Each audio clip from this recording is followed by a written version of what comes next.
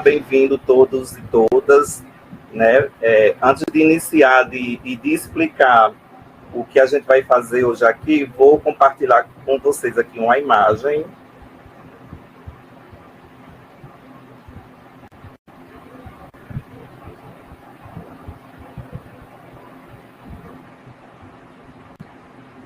Está aparecendo para todos?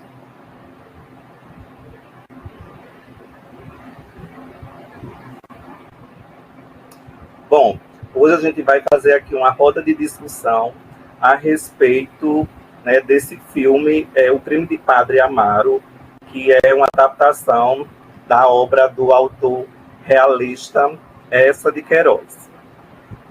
Então, a narrativa do filme do Padre Amaro é da obra romântica do escritor português Eça de Queiroz. Essa obra ela foi publicada em 1875, marcando o início do realismo português. Então, Eça de Queiroz é um dos maiores escritores do país e ainda o maior representante da prosa realista e naturalista de língua portuguesa. Bom, então, para a gente passar antes de passar para os entregantes, eu esqueci de apresentar a equipe. Então, nós somos graduandos do curso de Letras Língua Portuguesa da Universidade do Estado do Rio Grande do Norte, na modalidade EAD. Então, esse que vos fala sou eu, Josias. Temos Sara, Adolfo, Caliane e Denildo. Então, para iniciar, né, essa discussão, nessa roda de conversa virtual, né, Sara vai falar um pouco sobre a percepção que ela teve a respeito desse filme, dessa adaptação. Então, seja bem-vinda, Sara. Boa noite. Tá dando para escutar, né? Todos? Bem, assim, o filme, né, sobre o crime do Padre Amaro, inicialmente, né, ele vem do sacerdotismo, né, do estudo, né, para se tornar um padre. Então, ele chega até a cidade de Los Reyes e lá ele começa a aprender sobre evangelizar, né, na igreja, junto com outro padre que se chama o Padre Benito, né? E lá ele começa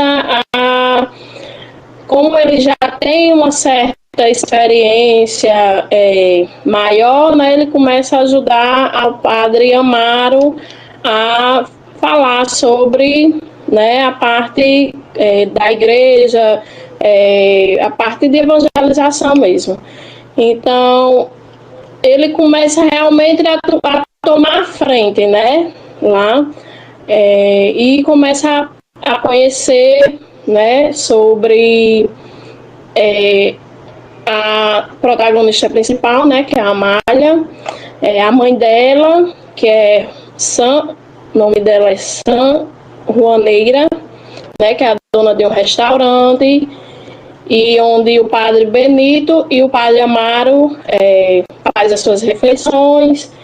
E assim, eu estou falando um pouco assim no resumo da obra para depois falar mais ou menos a minha percepção, né? E a partir do momento que ele começa do seu cotidiano, seu dia a dia, a perceber, né, algumas coisas do Padre Benito, até mesmo o seu relacionamento com a San Juaneira,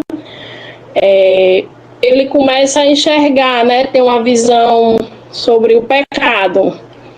Na minha percepção, eu achei que eu percebi que ele era um padre mais correto, né, aprendeu muito sobre o sacerdotismo, em uma linha mais correta, mas a partir do momento que ele viu o Padre Benito, né, se relacionar com a dona do restaurante, ele já mudou assim a percepção dele, como se dissesse, como se pensasse, né, se ele faz isso, porque eu não posso, né? ele começou a ver a parte de corrupção, né? Que a esposa do prefeito ia lá, mandava dinheiro, e ele dizia que era para... E realmente era, né? Para a obra do hospital, né? E um hospital que o padre Benito tinha vontade de colocar na cidade, que a cidade é uma cidade, aparentemente pelo filme, uma cidade precária, né? Que não tinha hospital, então o padre Benito tinha essa vontade de colocar um hospital na cidade. E várias outras percepções, né? Que eu acho que muitos vão falar mais à frente. E uma coisa assim que eu pesquisei e uma curiosidade, né, é que esse filme, ele, a partir do diretor, se alguém puder me ajudar, o nome do diretor do filme, eu não estou lembrado, mas está aqui, Carlos Carreira, o diretor, né, que fez a direção toda do filme. Ele batalhou bastante para colocar esse filme, né, nas telas do cinema. Por quê? Porque como foi lançado no México, né, ele teve uma grande empecilhos, né, com a Igreja Católica. Porque a Igreja Católica ela não queria de jeito nenhum que esse filme fosse lançado, né, porque ia repercutir, né, mundialmente, como a gente vê que repercutiu, né? E diante desses fatos foi que ele, junto com outros, né, que fez todo o trabalho, conseguiram lançar o filme, né, em 2002 no México, posteriormente em 2003 no Brasil, né? E ele teve um grande empecilho, que foi da Igreja Católica, e por essa curiosidade, né, acho que até o Vaticano tentou também, né, tentou que essas filmagens não fossem, né, para não criar muita polêmica, né, porque era um filme realmente, como a gente verificou, né, analisou, é um filme bastante polêmico, né, porque tem várias temáticas, né, que falam sobre vários assuntos, né, relacionados à corrupção, à traição, até mesmo assim, a amizade que ele tinha com o pessoal do narcotráfico, né? E na minha visão, eu vi assim que os padres que eram ditos como os bons, né, eram os que estavam aliados a esses temas que eu disse, né, esses fatos de corrupção, amizade com o narcotráfico, e os padres que se diziam maus à vista do bispo, né, na visão do bispo, era como ruim, né, porque como padre que apoiava os guerrilheiros, né, que ele era numa comunidade, e lá na comunidade ele queria ajudar as pessoas, não só guerrilheiras, mas como as pessoas vulneráveis, né, socialmente, né, que eram mais pobres. E ele era dito como errado, né, porque ele não fazia o que o bispo queria, né, era contraditório. Né? O bispo falava uma coisa e mandava cartas para ele, né? Recados, e ele era contraditório, ele fazia o que ele queria, né? E até ele ser excomungado. Se alguém tiver, né, mais, com certeza vai ter mais algo, né, a comentar, né? Eu passo a palavra para Adolfo, se ele puder comentar sobre, pode ser até, né, sobre o relacionamento do padre com a Amália, né, que eu não citei, vai ter muito o que falar. Então era isso que eu queria falar, certo? Obrigado. Passo a palavra para Adolfo.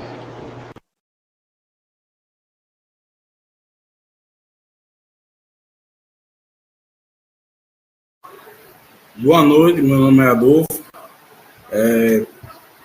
Quero falar também sobre esse filme, né, que hoje estamos trabalhando esse tema, né? E é o seguinte, existem algumas teses, né, que nós temos que bater na tecla, né? Não se é de hoje que se falam, que se diz e que passa essas situações dentro da Igreja Católica, né? Foi feito esse filme como crítica. O entendimento do filme foi feito como crítica, né? Porque muitos e muitos não têm coragem de enfrentar a Igreja Católica. A realidade é essa. Então, assim, porque a Igreja Católica ela é muito forte, não só no nosso país como fora. Então, assim, como Sara frisou, que em alguns países, né, alguns países tentaram vedar, tentaram não passar o filme, né, para evitar um constrangimento maior para a Igreja Católica. E como a gente vê na situação, existe muita, como é que se diz, existe muita parte de tipo enrolação, os padres mentindo para os cristãos, entendeu? Esse padre Cônego Dias, né, era um moralista e não cumpria metade, ele não cumpria metade do que ele prometia para os cristãos, né? A gente via isso, né? E falando sobre também alguns casos que havia dentro da igreja de corrupção, de aborto e outras coisas que aconteciam, né? E o padre Amaro, ele se envolveu com essa Amélia, né? Com a moça Amélia, e que os outros padres, o outro padre, o Cônego Dias, ele sabia que era ele que era responsável por manter o sigilo da gravidez da moça, né? E era ele que estava por trás disso também, né? Além de ter um caso, né? Além de ter um caso com a Beata, né? Que hospedava o Padre Amaro. Então, não só isso, como a gente via, a gente assistiu muita religiosidade, mas também muita sexualidade, né? Muita sexualidade mesmo. A gente via que não é de hoje que os jovens, né, chegavam a ter relações cedo, não é de hoje. Naquele tempo já existia, né? E fora dentro da igreja, né? Que a gente não sabe, que não sabe, né? Um cobria o erro do outro, né? Sempre um cobrindo o erro do outro e terminava nunca saindo dali até explodir a bomba e todo mundo saber de tudo, né? Então é uma crítica muito grande, né? Eu creio que isso tem afetado muito hoje a nossa igreja, a igreja normal que a gente chama católica, né? Então era só isso mesmo que eu queria frisar. Pronto, passemos agora a palavra a Caliane para as Boa noite a todos, né? Como meus colegas aí já falaram um pouco sobre o contexto do filme, eu vou falar um pouco sobre a crítica que esse filme traz, né? Uma crítica ao poder da Igreja Católica. Na época, esse filme gerou muita controvérsia, né? Que foi bastante significativa na época do lançamento do filme, especialmente entre os grupos religiosos, né? Que consideravam a obra uma afronta à Igreja Católica. Mas, no entanto, essa controvérsia, ela apenas ressalta a importância do filme, né, como um veículo crítico e social, também moral. Então, essa recepção crítica foi muito positiva. E esse filme é uma adaptação, né, do livro. Ele traz uma crítica poderosa, provocativa, na intenção de, através dessas performances fortes, né, da direção do filme, uma narrativa muito ousada, desafia o público, né, a confrontar a hipocrisia e a corrupção na Igreja Católica, né? A gente vê aí o jovem, ele entra como se tivesse vocação, mas, no entanto, era só por conveniência, né, que ele entra aí para o mundo da religiosidade. E, à medida que o filme vai se passando, a gente vê que ele é corrompido, né, pelo meio, onde todos ali também são coniventes com o que está acontecendo. E ele acaba usando do seu poder, da sua influência, para manter esse romance, né, com a Amália. Então, esse filme, ele traz ao mesmo tempo que ele encanta, ele choca, e ele estabelece essa conexão importante, né, de uma crítica social, e que faz com que a gente reflita sobre a questão da corrupção, da religiosidade, onde muitas pessoas elas fecham os olhos, né, para aqueles mais poderosos, e deixam de confrontar, e deixam de duvidar do que realmente possa estar por trás, né? Então, é um filme com uma grande responsabilidade social, que nos leva a refletir sobre a moralidade, sobre a ética, sobre a responsabilidade institucional. Essa é a minha contribuição a respeito do filme. Essa palavra agora para a Denil. Boa noite a todos. O filme A Morte do Padre Amaro, vimos que ele foi baseado na obra de Eça de Queiroz, né? Uma obra realista, e traz uma contrapartida assim, contra o realismo, né? O romantismo, e os seus elementos são sociais e psicológicos, que está dentro desse filme. Tem muita relação à Igreja Católica, assim como vimos o filme que é contrário, como foi dito, pela proibição, mas não conseguiram, né? Porque aí veio à tona toda a realidade dessa obra, essa obra literária. O filme foi lançado em 2003, né? Foi 2003. Vendo que 2003, né? Para 2024 já é um período bem distante.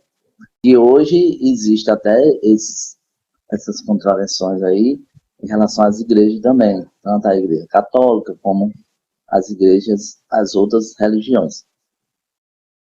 E foi sobre o tema de um padre, né, que veio para uma localidade para exercer o catequetismo, né, e lá ele foge da sua fé, né, ele foge da sua fé e do seu sacerdotismo. E quando se interessa por uma mulher, que não, né, até hoje a Igreja Católica não permite casamentos. E imagine naquela época, né? Naquela época era mais ainda do que hoje. E a sociedade naquela época, ela não estava aceitando a posição da Igreja Católica em relação a isso. Isso aí é o que mexe mais no filme, sobre a morte do Padre Amaro. Bom, é isso aí, o que eu posso me expressar em relação a esse filme. Eu assisti ele, né? Tem muita, assim, muito um teor, como é que se diz, de sexo, né? Muito sexo, muitas relações sexuais dentro do filme, e é o que torna uma das características também, né? Que fala muito dessa relação de sexualidade. em relação à obra também. Isso aí. Obrigado, Danilo. Também vou. Oi, vai falar, Sara?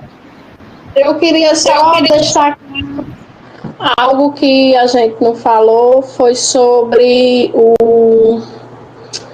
o acontecimento que a gente viu na parte do filme, onde o padre Benito, ele fez o batizado, né, do filho do narcotráfico lá, do traficante, onde o fotógrafo, ele registrou, né, esse batizado, e essas fotos chegaram até o jornalista, né, até a imprensa.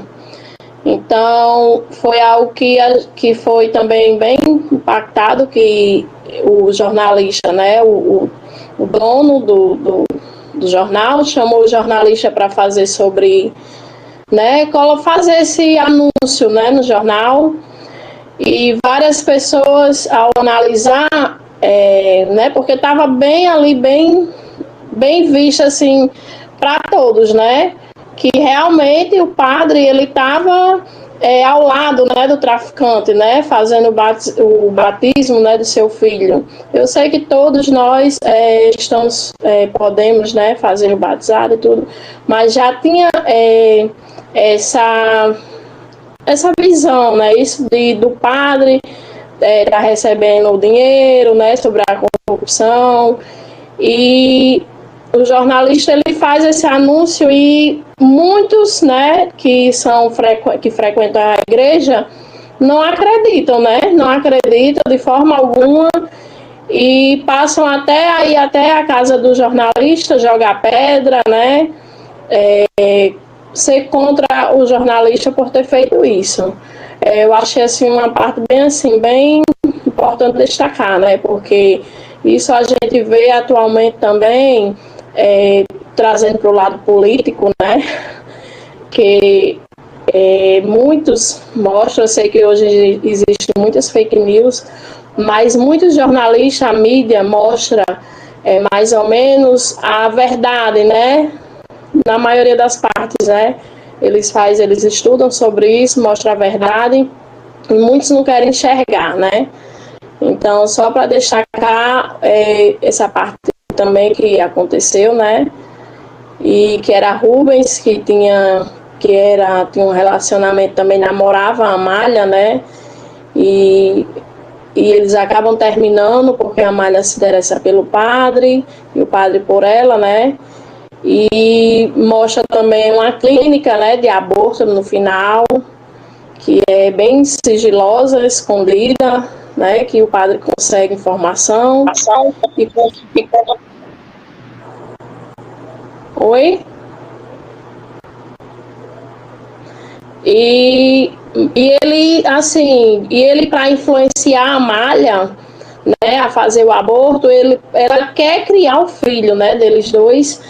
Só que ele diz que não tem como, né, porque eu acho uma hipocrisia dele, que ele fala assim, que ele não quer criar o filho com ela porque ele tem o celibato dele e que é ajudar as pessoas, né? E se ele sair do sacerdotismo, né?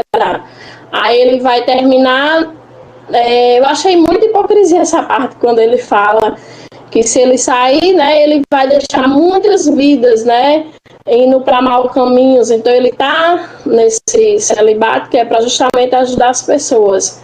Então eu achei muita hipocrisia da parte dele, quer dizer, tirar praticamente a vida do seu filho, né, de uma criança. Ele quis fazer um contraditório, né, dizendo que ia ajudar para o bem, né, mas mesmo assim ele está fazendo mal. E ela, muito inocente, termina confiando e acreditando nele, né? Então era só isso mesmo que eu queria destacar. Esse é um ponto crucial, né, do filme, onde aí destaca a hipocrisia, porque a Igreja Católica ela é totalmente contra o aborto, né? E ele acaba por influenciar com que ela faça isso. Como você disse, É um ponto forte da hipocrisia aí da Igreja Católica, onde prega-se uma coisa e se faz outra, né? E esse é um evento muito importante que você tem destacado. Bom, a discussão está muito interessante, mas também eu quero trazer algumas observações que eu registrei no momento que estava a assistir o filme. Confesso que algumas coisas coincidem com o que vocês trouxeram, né? Então, essa questão do problema social, apesar de não ser o enfoque da narrativa, mas me chamou a atenção no início do filme, né? Quando há aquele assalto ao ônibus, logo ali no início do filme. Então, apesar de não ser um foco narrativo, mas já demonstra que a gente imagina que essa questão da segurança é muito uma questão local da gente, ou mesmo nacional, mas é uma problemática que perpassa nossos territórios, né? Nesse mapinha mental que eu fiz, eu coloco também, que me chamou a atenção, o preconceito etário. Como é essa questão do preconceito etário que eu percebi? Né? Quando o padre Amaro chega lá nessa cidade para ter como seu orientador o padre Benedito, né? Então ele questiona, né, ao padre Amaro, por ele ser jovem, por ele ter saído recentemente, não ter ido estudar em Roma, não ter ido estudar direito, não ter ido, né, estudar teologia. Então, trazendo para a nossa realidade, né, a gente pode, né, comparar com a questão dos nossos jovens na questão da empregabilidade. Né?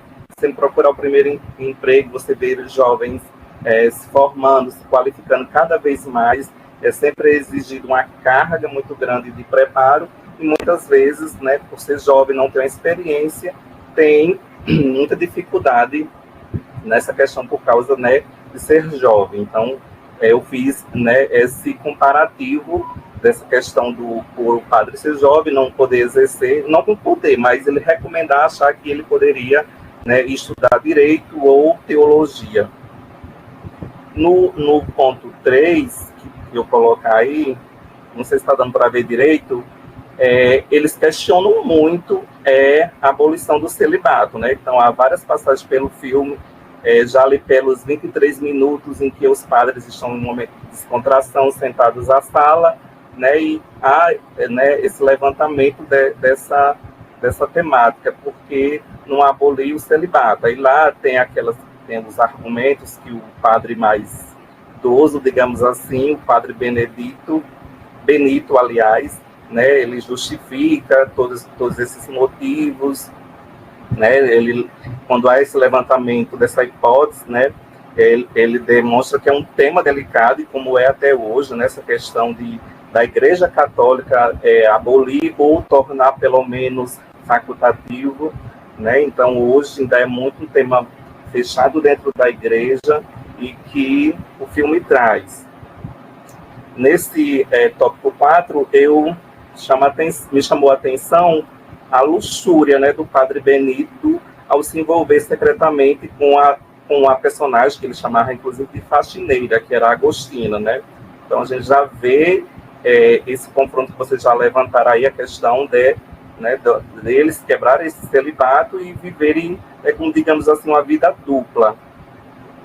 No quinto, me chamou a atenção a hipocrisia, um certo tom de hipocrisia da Igreja em aceitar vantagens financeiras independente do meio que se tenha ganhado, né? Como a gente observa no filme, ele recebe vantagens financeiras do chefe do narcotráfico, caso em que o padre Benito aceitou o dinheiro de Tato Aguiar, né, que era um chefe de tráfico de drogas, para a questão do que Sara colocou para fazer o batizado do filho. Nesses 6, eu coloquei aí a influência e poder que a Igreja tinha, e eu acho que hoje, não na mesma intensidade, mas naquela época a Igreja tinha um poder muito forte sobre as demais instituições, como aconteceu com o fato de intimidação ao exigir que o jornal publicasse um desmentido sobre a matéria que Rubens, que era o ex de Amália, escreveu a respeito dos padres, né, da Igreja. Então, isso demonstrou essa força de poder que a igreja tinha e que hoje não mais, na mesma intensidade que ainda tem. No 7, eu registro aí a tensão sexual ou sensual, que eu coloquei para deixar um termo mais, né, palatável, a tensão sensual de Amália e o Padre Amaro, né?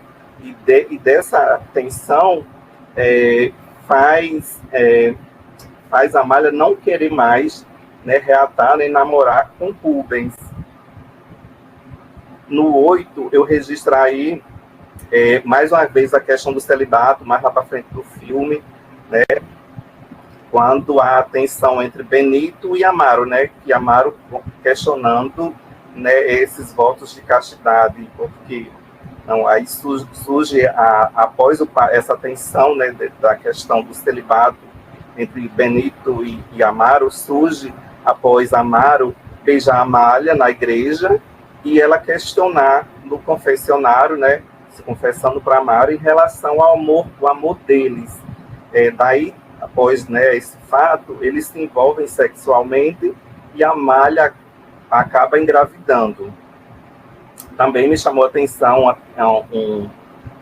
nesse item 9, não sei se vocês perceberam, vocês não colocaram, mas me chamou a atenção, porque existe uma personagem deficiente, né, no filme.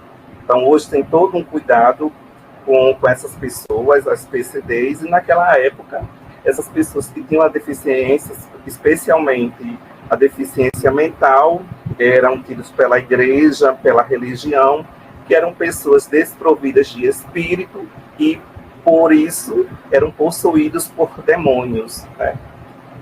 Nesse 10, registro o envolvimento de Amélia, né? Desse envolvimento de Amélia surge a gravidez, situação que leva Amaro a sugerir o aborto, né? Sempre há aquela resistência dela de não aceitar, de querer ter o filho.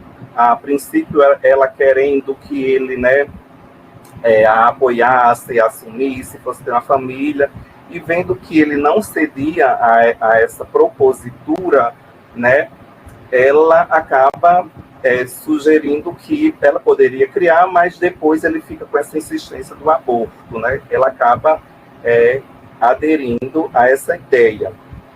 Há também a temática do suborno, né?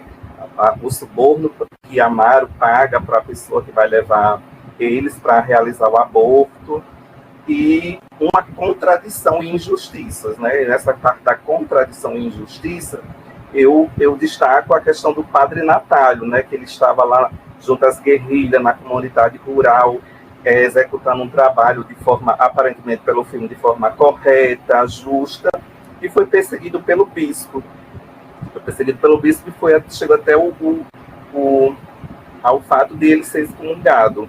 Enquanto Amaro, né, o queridinho, bem visto pelos olhos, pelo bispo, né, tinha todo esse comportamento, né, de quebrar o celibato, além disso, engravidar uma jovem, além de, após isso, sugerir o aborto, colocar em prática, pagando o suborno para que alguém levasse, né, eles até a clínica, né? Então, fica bem aparente isso para mim, essa questão da contradição e injustiça que o filme aborda.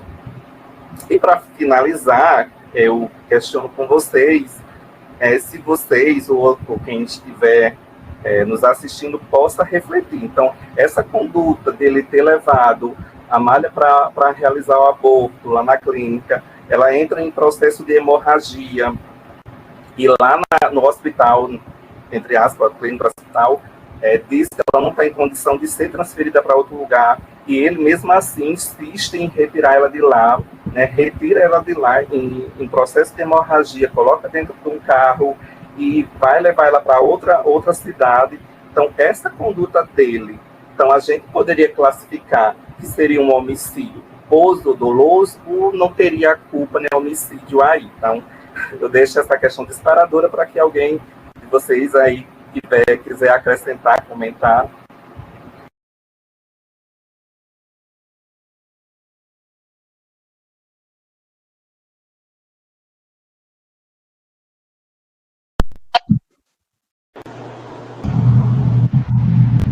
Bem, eu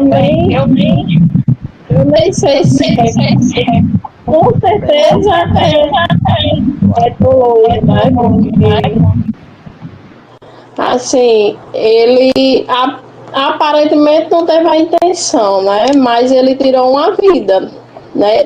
Ele queria tirar uma vida que foi de uma criança, né? De um bebê, e terminou tirando a vida dela também, né? Assim, então, apesar dele chorar, né? No final, demonstrar como se tivesse realmente um sentimento por ela, eu, assim, achei bem. É um filme bem interessante, né? Porém, ele deu a prioridade dele maior ao celibato dele, né? Porque ele já vinha se preparando há bastante tempo e ele poderia ter dado, eu acho, né, prioridade ao filho, né, a ela, já que ele aparentemente parecia que estava apaixonado, né, em vários momentos do filme. Eu pensei, já que no final, quase no final, ele ia desistir, ia terminar criando um filho juntamente com ela, né, mas foi totalmente diferente. Então, acho assim que ele teve total culpa, né? Eu também concordo com Sara, eu acho que ele não teve a intenção, né? Ali ele tenta fugir da responsabilidade dele, e ali ele acaba agravando a situação, porque depois ele realmente se arrepende do que fez e chora, mas naquele momento onde ele deveria proteger uma vida, né, que é ensinado na Igreja Católica, né, que você tem que proteger, sobretudo, a vida, ele negligencia, né, e abandona ela, assim, mostrando o papel, muitas vezes, da igreja, da sociedade, das instituições, que, em vez de proteger, abandona, tentando tirar a sua responsabilidade.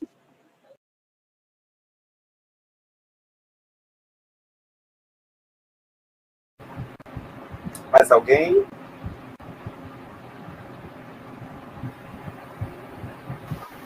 Eu também acho, eu concordo que realmente foram dois crimes, né? Tanto a morte da criança como a dela. E, na verdade, no filme dá para você observar que esse pai, ele apresenta ser um rapaz sem sentimento, né? Ele é um rapaz sem sentimento, ele não é à toa que ele que após o aborto e a morte dela, ele volta a sua vida normal, né? Ele volta a sua vida normal como se não tivesse acontecido nada.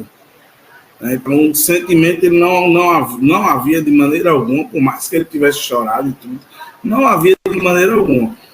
E sobre o crime, né, com certeza, foi realmente foram dois crimes que ele cometeu aí. Bom, então para finalizar, já estamos caminhando para os 40 minutos. Então, é só agora de forma rápida, alguém puder trazer algum comentário para acrescentar. Se esse filme, ele dialoga se ele ainda dialoga ou se não dialoga de alguma maneira com a nossa sociedade contemporânea.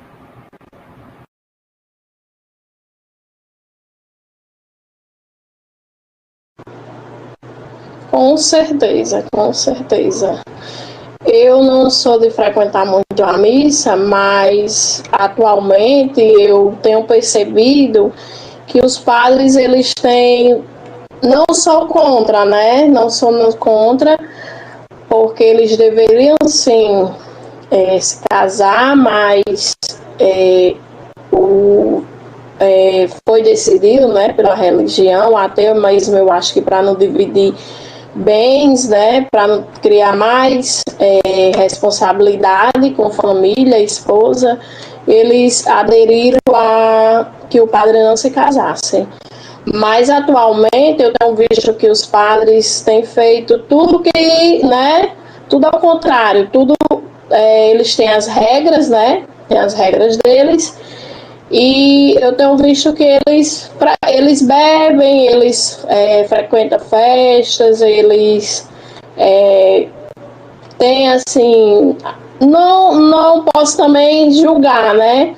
Mas a gente vê, né, visível que eles têm algum relacionamento, a gente já ouviu falar, ou então a gente já viu ser relatado, né? Sobre até mesmo o deles, agora me fugiu a memória, fazer práticas contra crianças, né? Então, assim, eu sei que também existem outras religiões, porém está muito visível que na atualidade existe tudo isso, né? E o diretor quis pegar a obra literária, né, de Eça de Queiroz, para colocar para as pessoas ver o que realmente existe na sociedade, né? Por mais que partes e integrantes que convivem, né, no dia a dia na igreja não queiram acreditar, mas que existe na atualidade, existem. Função do realismo, eles não vem para isso, né? Para trazer, para apontar, para tocar na ferida da sociedade. Então, realmente é isso que você coloca, Sara. Mais alguém? Realmente dá para contextualizar muito, né, com os dias atuais. Não só apenas a Igreja Católica, né? Hoje em dia essas questões da corrupção, ela está em todos os meios, em todas as religiões. Nós vemos cada vez mais, as pessoas buscam na religiosidade uma fuga, um abrigo, para que ali ela possa ser confortada, bem recebida, fugindo dos seus problemas, para que ela possa ser consolada. E muitas pessoas, não generalizando nenhuma religião, nós sabemos que tem aqueles que entram na religiosidade por vocação e não por... agora me fugiu a palavra, fazer que nem Sara. Não por querer... Por conveniência. Está conveniência, né, a palavra. E muitos se aproveitam da fé das pessoas, o aproveitamento da fé das pessoas. E onde há o poder, há a corrupção. Então, trazemos isso para a nossa realidade, vemos aí abuso de crianças, vemos aí desvio de dinheiro e outras coisas mais, onde os religiosos, os que vão ali frequentar em busca de algum apoio espiritual, ficam ali doando tudo que tem, né, para a igreja, enquanto alguns representantes aproveitam da boa fé das pessoas. Na verdade, a palavra veio agora na memória. Seria, no caso, a pedofilia, né? Que está muito recorrente, né? Aos dias atuais. Né? Está muito recorrente. Só isso mesmo. Realmente, como foi colocado em tese, o abuso sexual, né, a pedofilia,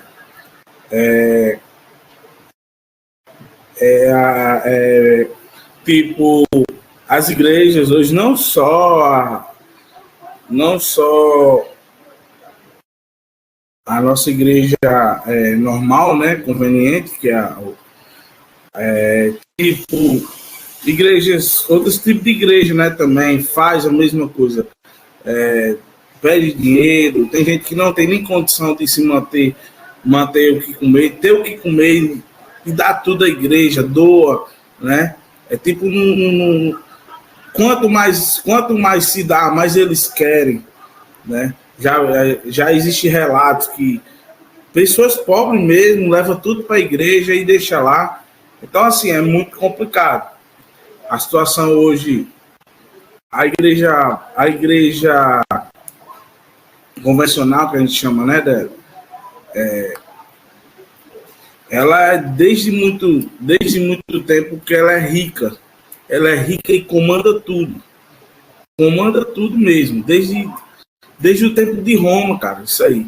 Desde o tempo de Roma. E a gente assiste aqueles filmes antigos e a gente vê a situação do que a igreja, ela era imperosa, ela mandava mesmo, ela mandava matar, ela mandava fazer coisas, sabe, muito cruéis mesmo. Tem filme aí que a gente vê que não colocam, mesmo assim, que nem foi colocado esse do Padre Amaro, né?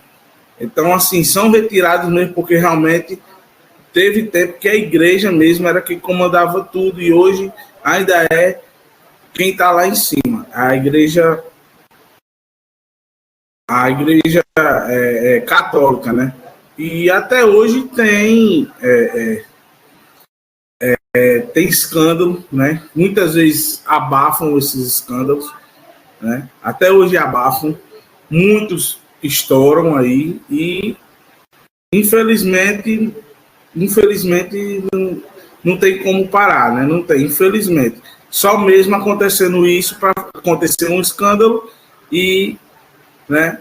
E eles dão um freio, né? Um freio, porque parar muita homossexualidade, muita. Não sou contra, né? Mas contra criança principalmente, né? Muito contra criança principalmente. É visto na Igreja Católica muita parte da homossexualidade contra crianças, principalmente.